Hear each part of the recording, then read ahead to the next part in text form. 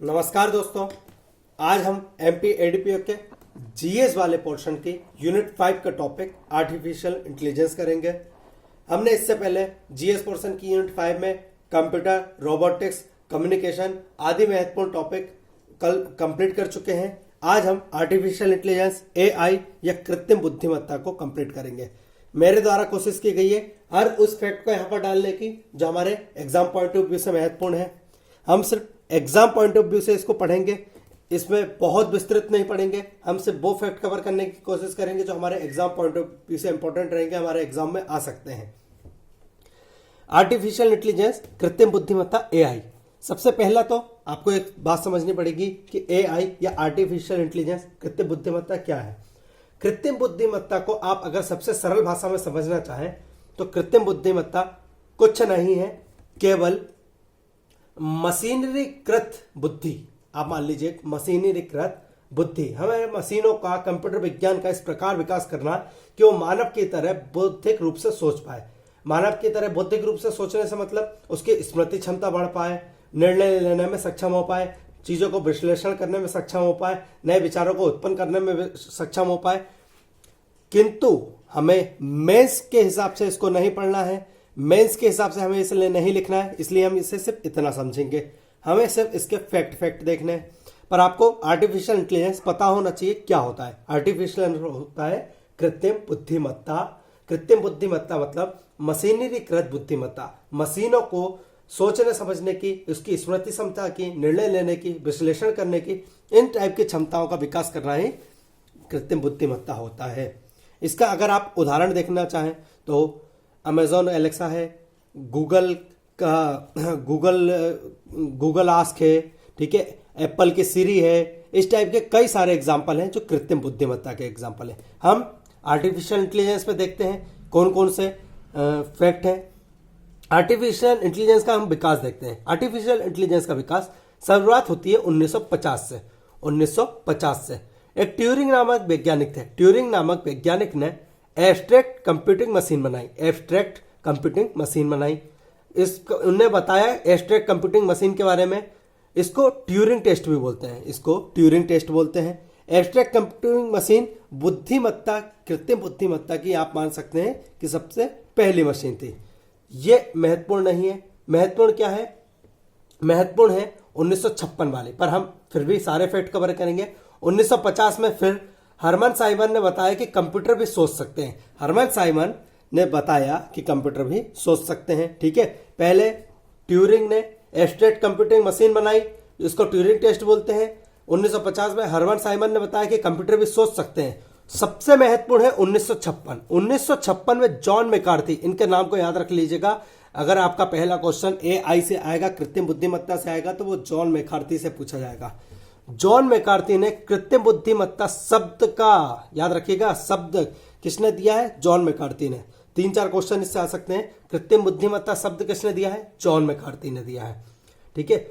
इनने कृत्रिम बुद्धिमत्ता को किस रूप में एक्सप्लेन किया था? तो इनने बोला था the science of engineering of making intelligence machine.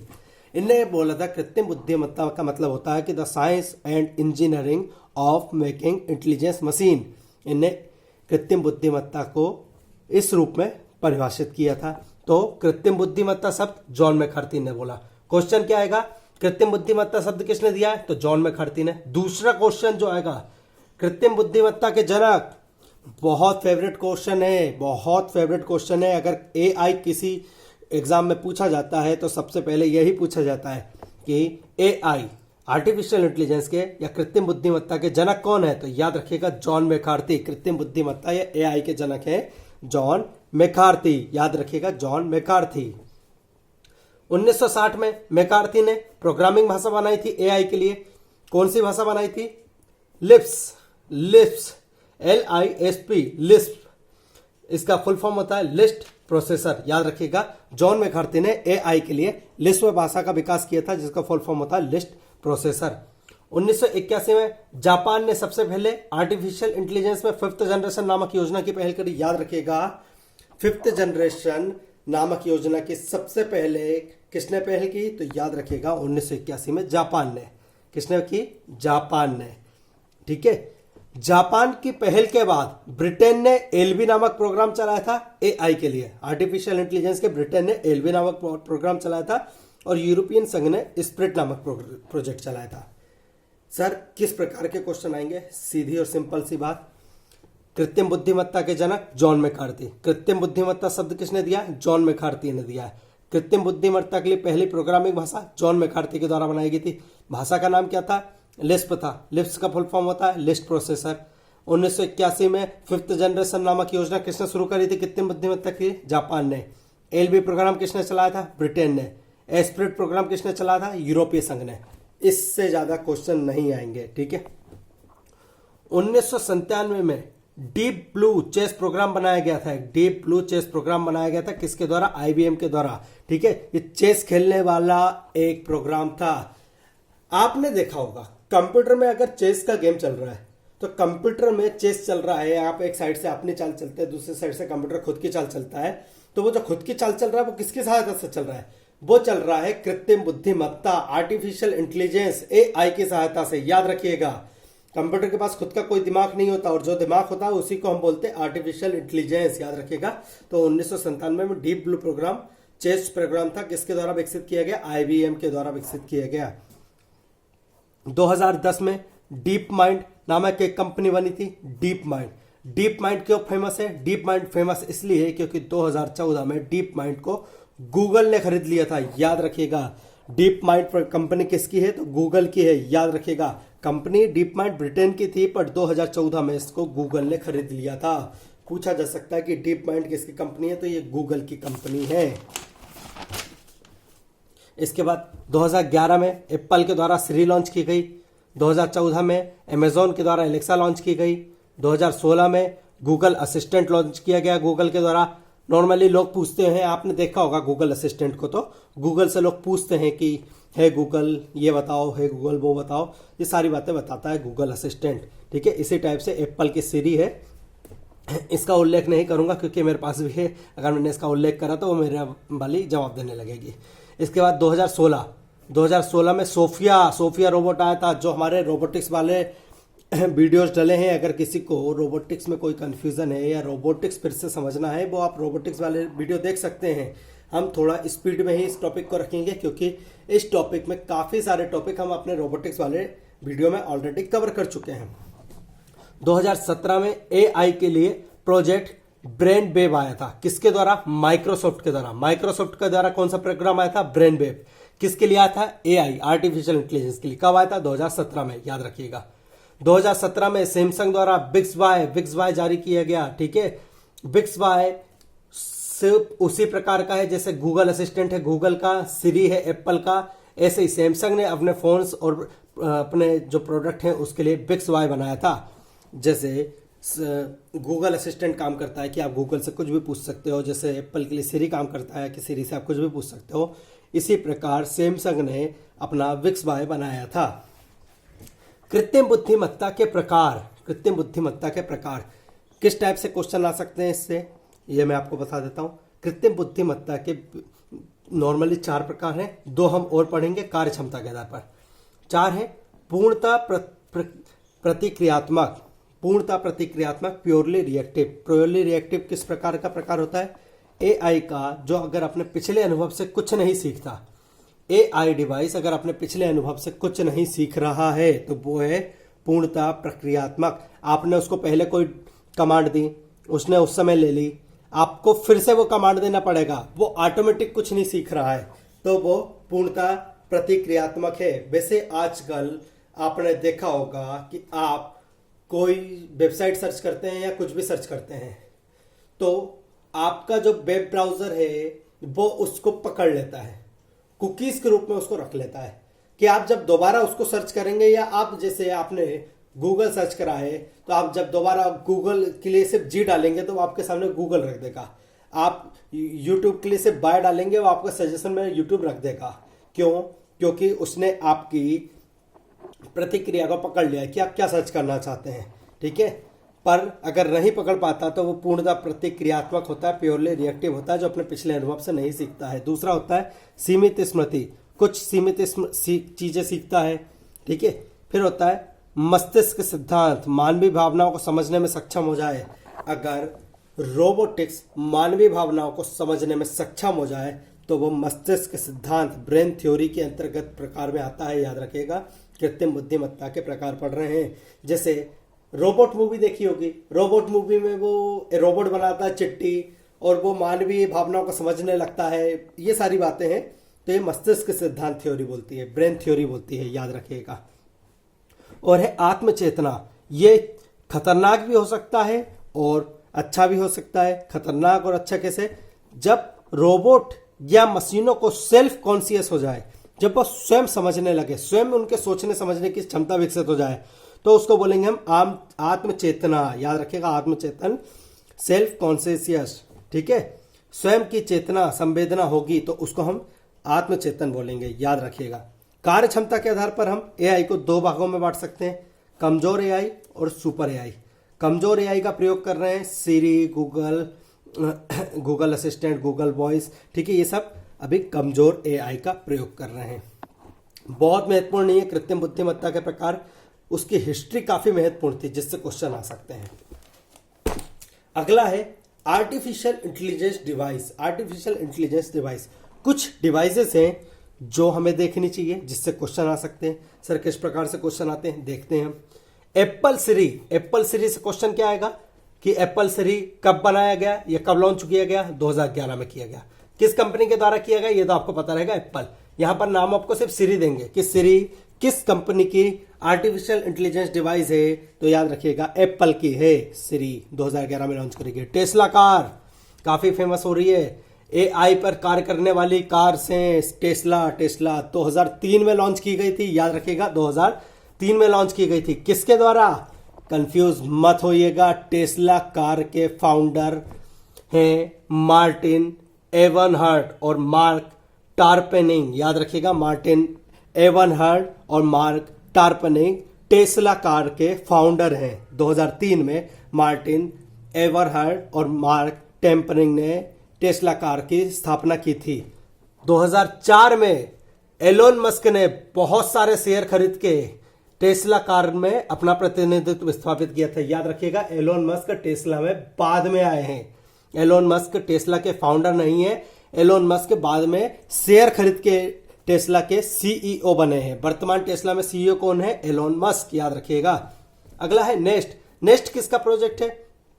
तो नेस्ट गूगल का प्रोजेक्ट है। किसका प्रोजेक्ट है? गूगल का प्रोजेक्ट है। किसके लिए है? स्मार्ट होम के लिए है, याद रखिएगा। किसके लिए? Smart home appliances. आज आप देख ही रहे होंगे घरों में बल्ब स्मार्ट हो चुके हैं, पंखे स्मार्ट हो चुके हैं, हर चीज आपसे बोलो और वो आपके बोलने से ही शुरू हो जाती है, आपके बोलने से बंद हो जाती है, आपके बोलने से अपनी रफ्तार कम कर लेती है, ठीक है। तो ये स्मार्ट होम्स हैं, याद रखिएगा, स्मार्ट होम्स। नेस्ट का है, गूगल के द्वारा बनाया गया है, 2010 में लॉन्च किया गया था, स्मार्ट होम प्रोजेक्ट है। एलेक्सा अमेजोन का प्रोजेक्ट है, अमेजोन का प्रोजेक्ट है 2000। सॉरी, मेरे पास इसका जवाब नहीं है। सॉरी, मुझे पता था इसलिए मैं इसका नाम धीरे से ले रहा था। जो है ये अमेजोन का प्रोजेक्ट है, 2014 में लॉन्च हुआ है। कब हुआ है? 2014 में लॉन्च हुआ है, याद रखिएगा। गूगल मैप्स 2005 में लॉन्च किए गए थे गूगल के द्वारा। गूगल मैप्स 2005 में लॉन्च किए गए थे गूगल के द्वारा। अब हम देख लेते हैं भारत में कृत्रिम बुद्धिमत्ता। भारत में कृत्रिम बुद्धिमत्ता के हम सिर्फ उन फैक्ट को पढ़ेंगे जो हमारे एग्जाम पॉइंट ऑफ व्यू से महत्वपूर्ण है। जैसे 2018-19 का जो बजट भाषण हुआ था, 2018-19 का जो बजट भाषण हुआ था, उसमें केंद्र सरकार के द्वारा प्रावधान किया गया था। क्या प्रावधान किया गया था? कि नीति आयोग राष्ट्रीय कृत्रिम बुद्धिमत्ता कार्यक्रम NAIP national artificial intelligence programme का क्रियान्वयन करेगा। क्वेश्चन आएगा कि 2018-19 के भाषण में किस संस्था को नेशनल आर्टिफिशियल इंटेलिजेंस प्रोग्राम राष्ट्रीय कृत्रिम बुद्धिमत्ता कार्यक्रम का क्रियान्वयन का दायित्व सौंपा गया? तो याद रखिएगा नीति आयोग को। किसको? नीति आयोग को, ठीक है। केंद्र सरकार का थिंक टैंक है, बहुत महत्वपूर्ण संस्था है। इसके बाद 11 से 12 अप्रैल 2020 में पीएम ने दिल्ली में कृत्रिम बुद्धिमत्ता शिखर सम्मेलन 2020 का आयोजन किया था। पूछ सकते हैं कि किस शहर में कृत्रिम बुद्धिमत्ता शिखर सम्मेलन 2020 का आयोजन किया गया था? तो याद रखिएगा किस शहर में? दिल्ली में किया गया था। किसके द्वारा किया गया था? भारत के प्रधानमंत्री के द्वारा। कब किया गया था? 2020 में किया गया था, ठीक है।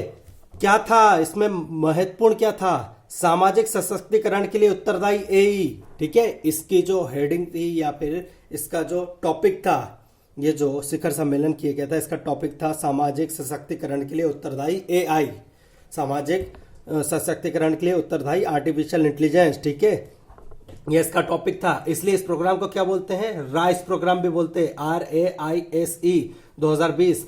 पूछ सकते हैं राइस प्रोग्राम 2020 कहाँ हुआ, दिल्ली में हुआ, इसी को बोलते हैं राइस। क्यों बोलते हैं राइस, क्योंकि राइस का फुल फॉर्म होता है responsible AI for social empowerment, responsible AI for social empowerment. ठीक है, इसके बाद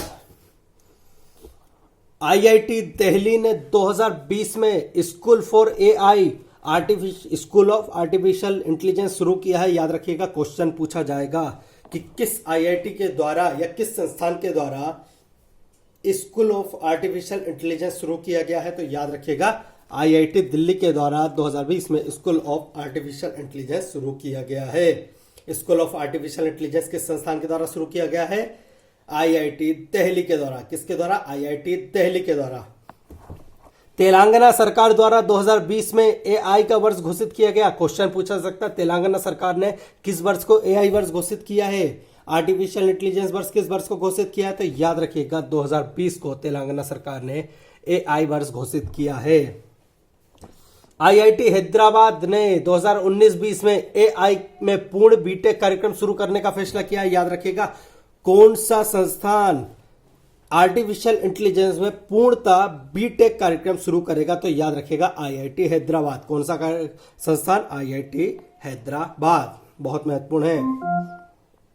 इसके बाद है राष्ट्रीय कृत्रिम बुद्धिमत्ता कार्यक्रम। राष्ट्रीय कृत्रिम बुद्धिमत्ता कार्यक्रम, जिसको हमने पहले देखा था, उसका उल्लेख हुआ था 2018-19 के बजट में। नीति आयोग और IT मंत्रालय, इंफॉर्मेशन टेक्नोलॉजी मंत्रालय के समन्वय के लिए एक समिति बनी थी।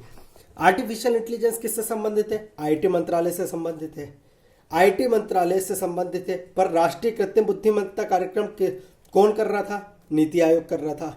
तो इन दोनों में समन्वय होना चाहिए, आपस में बातचीत होनी चाहिए, उसके लिए एक समिति बनी थी और वो समिति थी के विजय राघवन समिति। याद रखिएगा, पूछ सकते हैं कि नीति आयोग और IT मंत्रालय में राष्ट्रीय कृत्रिम बुद्धिमत्ता कार्यक्रम के लिए समन्वय समिति के अध्यक्ष कौन थे, तो के विजय राघवन उस समिति के अध्यक्ष थे। क्या निकला था कि 75 करोड़ की लागत से 5 उत्कृष्ट संस्थान की स्थापना की जाएगी। इस कार्यक्रम, बुद्धिमत्ता कार्यक्रम का क्या निष्कर्ष निकला कि 7500 करोड़ की लागत से 5 उत्कृष्ट संस्थानों की स्थापना की जाएगी AI के लिए, और ऐरावत AI क्लाउड कंप्यूटिंग की स्थापना की जाएगी। क्वेश्चन पूछा सकता है, ऐरावत AI क्लाउड कंप्यूटिंग की स्थापना का सुझाव किसने दिया है। तो याद रखिएगा, राष्ट्रीय कृत्रिम बुद्धिमत्ता कार्यक्रम ने दिया है, जो नीति आयोग के द्वारा चलाया जा रहा है।